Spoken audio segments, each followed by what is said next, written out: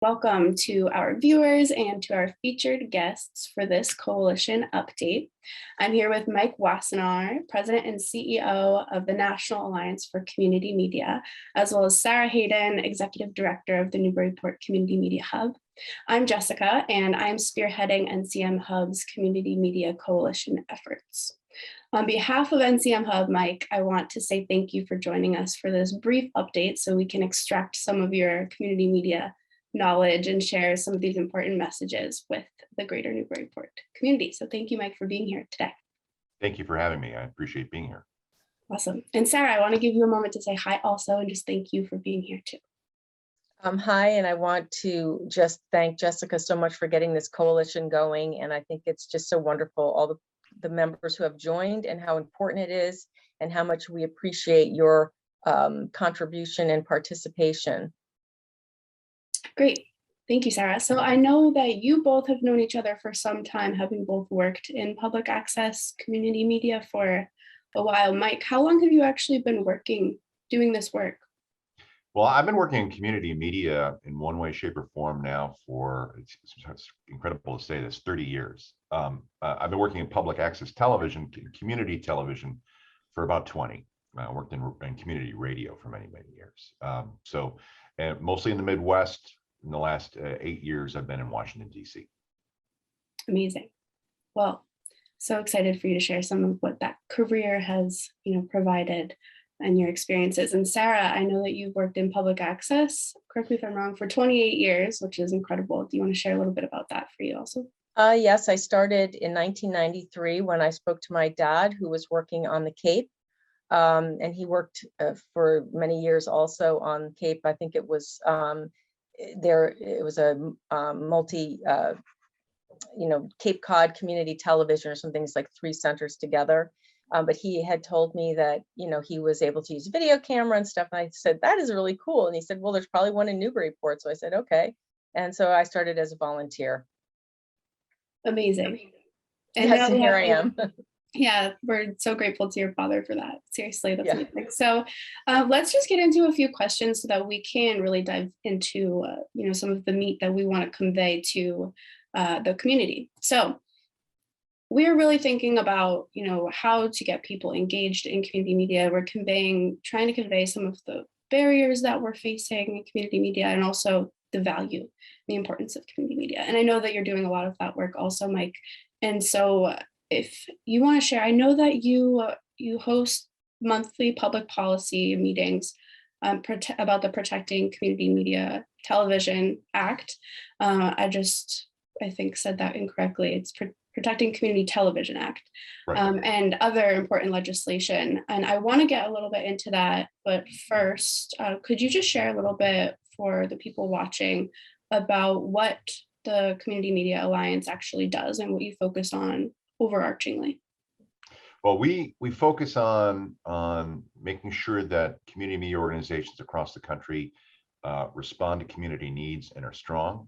So that means, helping to provide best practices for them, technical education, other sort of professional education that helps sort of strengthen boards of directors and staff members that work in different types of organizations across the country.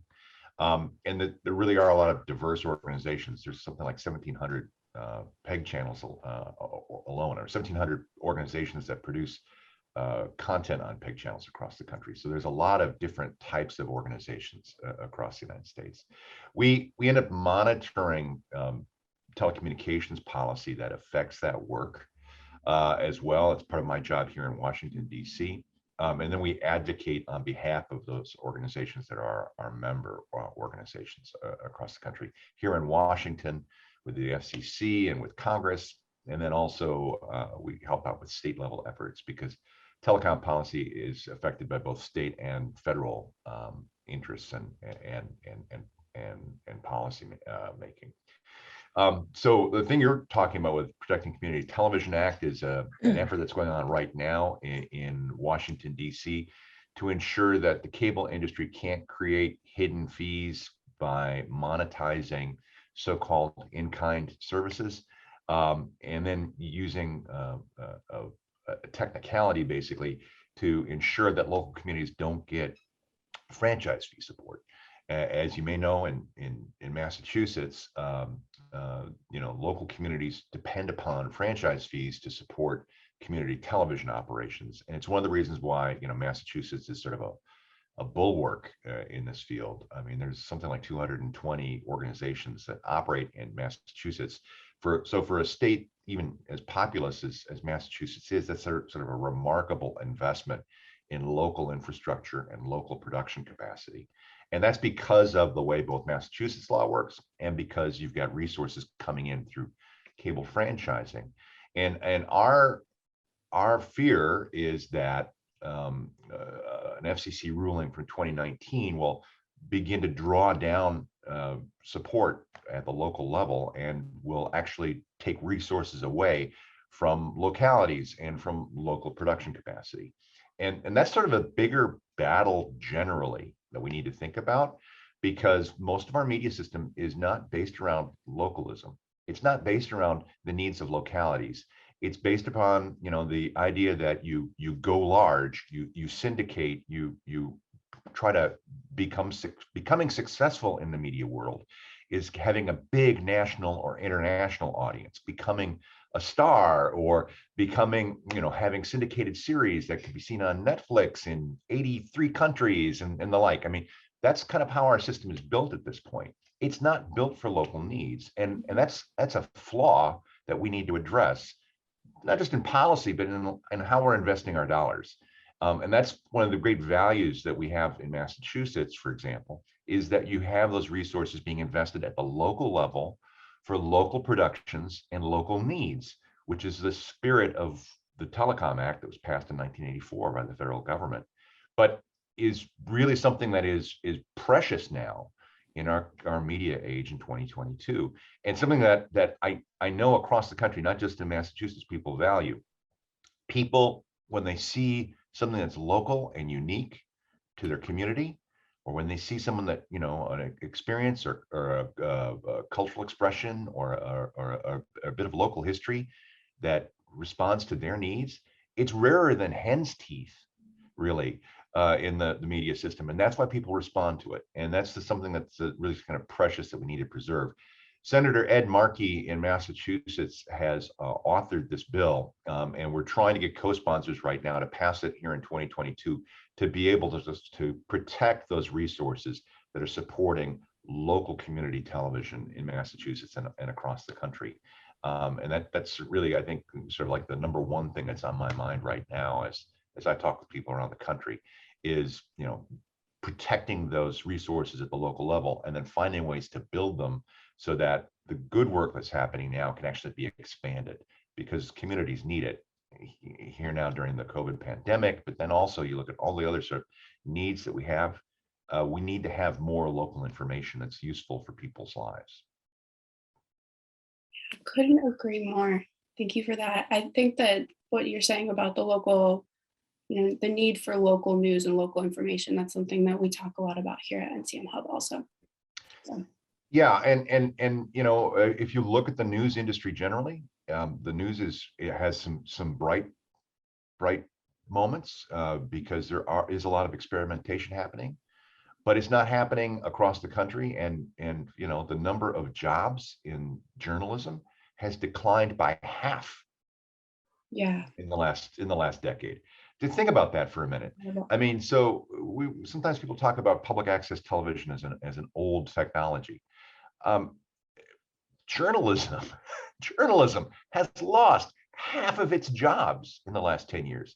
It's like an industrial crisis that we have to be addressing, and preserving those local community information resources, those local hubs like you have here in the community is vital. It's because in some communities, we're finding that a community access television organization is a vital partner with startups, with ethnic media, with other radio stations that provide that local information. And if you don't have it, it's hard to start up right now. So that's one of the reasons I think we really have to be thinking about preservation of the work that we do.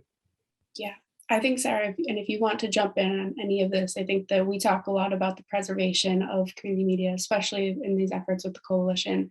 Just thinking about how, it is such a privilege to be able to have a center already here that is, functioning, and that we can continue to, follow through on the work that we're meant to do, the work that community media is really here to support.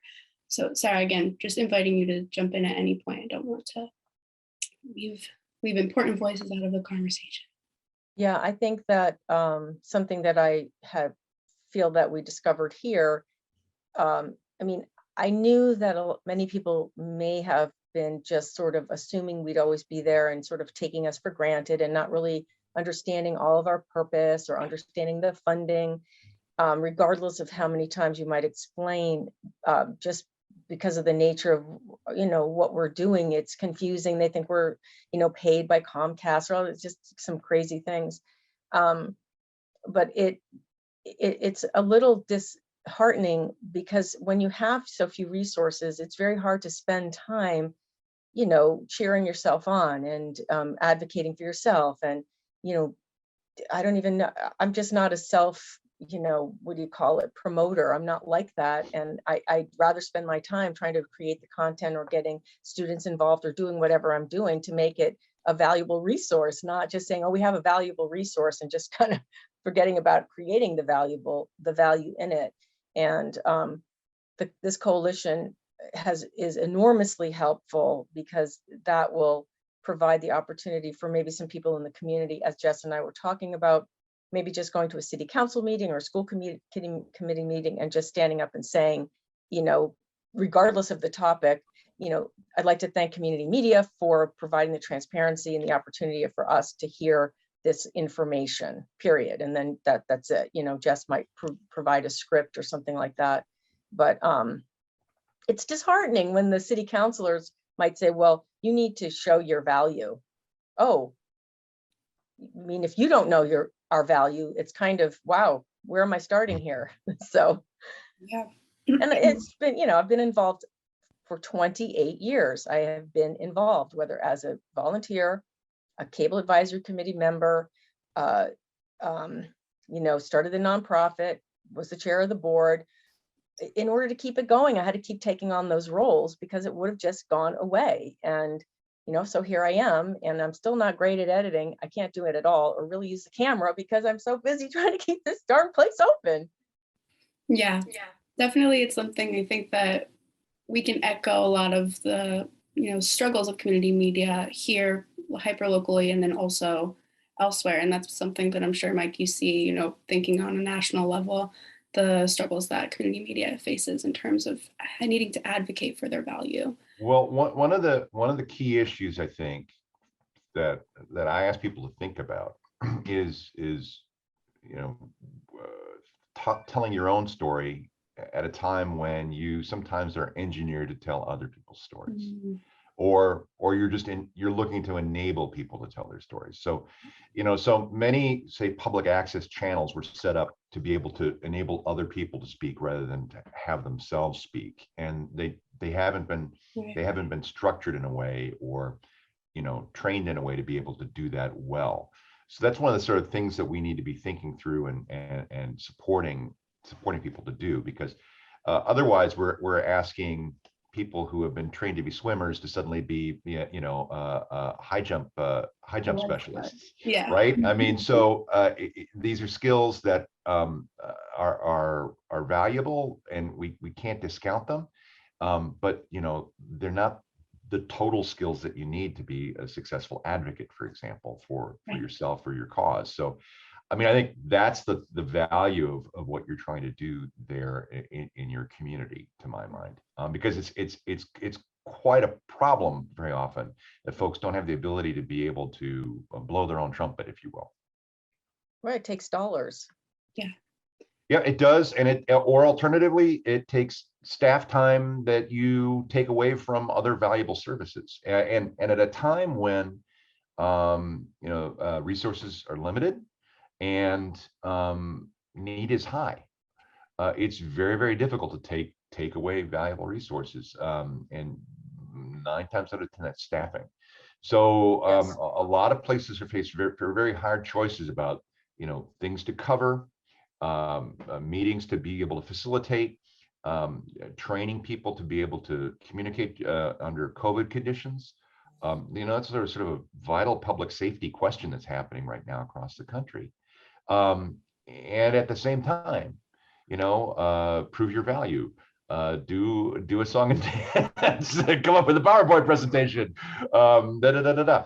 I mean, so it can be a challenge. And the other thing I would say that I think we often discount is that not everybody has the same tools when they come, and like a library or another public service, conveyance in a community, a public access channel works with the community in all its forms, in all its shapes, in all its sizes, for better or worse. And very often you're dealing with people who, sometimes they could be on the margins, but they have valid needs for communication and expression and for getting information.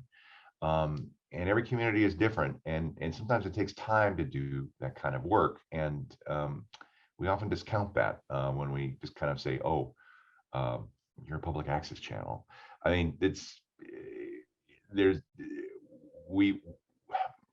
and this is true not just for us, but for media generally. The public doesn't know how much time it takes to create media, and what the material value is of the media we create. I think it's like special sauce, and that we can kind of whip up a British drama series that you can distribute on Netflix. Well, let's just whip it up. I mean, so and materially, yeah, you can make The Crown if you have $100 million, and you'll make 10 episodes of The Crown. Or you could be concentrating on trying to meet the communication needs of people in the local community. What does that mean? And we need to tell that story a little bit better. Thank you, Mike. That is exactly, I think that this is synergy in terms of understanding the community media needs and also the benefits. And I think that, the more that we can communicate this message, the better. And so I'm going to direct our viewers to the video that you shared from Ed Markey, actually speaking on the Communications Act, the Community Television Act, specifically, so that they can go, for more information. Is there anywhere else that you would direct, our viewers to in terms of getting more engaged? And do you have a call to action specifically, to suggest? If people want to find out more about the Act, they can go to our website at allcommunitymedia.org. You should contact your member of Congress, contact the House in Massachusetts particularly, because both Senator Markey and Senator Warren in Massachusetts have co-sponsored the Act. We're asking for all members of the House of Representatives to become co-sponsors. So right now, only Representative Lori Trahan has become a co-sponsor in Massachusetts. So we would ask that you contact your representative and ask them to become co-sponsors and protect community television in Massachusetts and around the country. Great. So this has been a fantastic conversation, and I just want to put on your radar that we're thinking about hosting and facilitating some community conversations. You can look forward to an invite. Of course, we'd be happy to have you if it aligns with you. So thank you so much, Mike, for joining us, and we look forward to staying on top of the work that you are doing. You're welcome. It's been a pleasure. Thank you so much.